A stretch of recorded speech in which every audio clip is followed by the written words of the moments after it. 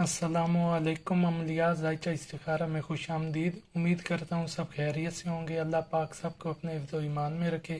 किसी पर कोई मुसीबत, परेशानी या जादू टोने वगैरह की शिकायत है तो अल्लाह उसे बहक़ मोहम्मद व आले मोहम्मद के दूर कर दे। आज जो मैं आपको अमल बताने जा रहा हूँ ये हुब का अमल है, मोहब्बत का। ये बहुत ताकत वाला अमल है। इसके ज़रिए मैंने बहुत सारे लोगों के काम किए हैं। मैंने खुद भी ये अमल आजमाया हुआ है और जिन जिन को मैंने ये अमल बताया है सब की तरफ से मुझे खुशी की खबर ही मिली है।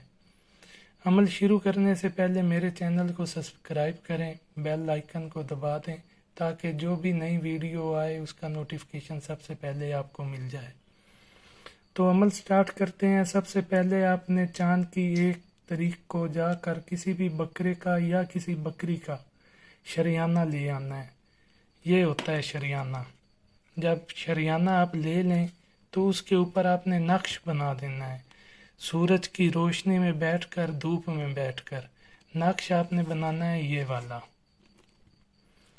ये नक्श आप तवज्जो से देख लें। इस नक्श को आपने तसल्ली से बैठकर बनाना है और ये नक्श काली स्याही से बनाकर काले कपड़े में इस शरियाने को लपेटकर किसी तंदूर के नीचे या चूल्हे के नीचे आपने दफन कर देना है और ख्याल करना है कि ये जलना नहीं चाहिए। अगर ये हड्डी जलना शुरू हो गई तो फिर काम नहीं होगा। हड्डी को जलने से रोकने से बचाना है। बस इसे इतनी एक हरारत मिलनी चाहिए कि ये गर्म होता रहे, इसे तपश मिलती रहे।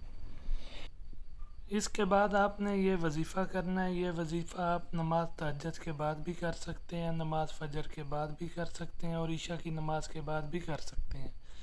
आपने तन्हाई में बैठ जाना है और सबसे पहले 3 मरतबा दुरूद इब्राहिमी पढ़ना है। फिर आपने 41 मरतबा अल्लाह के 2 नाम या अल्लाह या वहाबू पढ़ते रहना है। याद रहे कि अल्लाह के इन 2 नामों को इकट्ठा पढ़कर आपने एक तसव्वुर रखना है। तसव्वुर आपका यही होना चाहिए अपने महबूब का, और कहीं जगह आपका ध्यान नहीं जाना चाहिए। और दूसरे रोज़ भी आपने इसी वजीफ़े को करना है। फिर तीसरे रोज़ भी इसी तरह आपने 11 दिन ये वजीफ़ा भी साथ करना है। वजीफ़ा शुरू करने से पहले आप गुस्ल कर लीजिएगा, पाक सुथरे कपड़े लगा लीजिएगा और कोई अत्तर वगैरह आप अपने खुद पे कपड़ों पे लगा लेना है। खुशबू जितनी अच्छी आपको लगी होगी उतना ही इसका असर ज़्यादा होता है। वीडियो में पूरा अमल बता दिया गया है। अगर आपको कहीं से कोई समझ ना आई हो तो आप नीचे दिए गए नंबर पे मुझे मैसेज या कॉल करके पूछ सकते हैं, मैं आपको बता दूंगा। अगर आपने मेरे चैनल का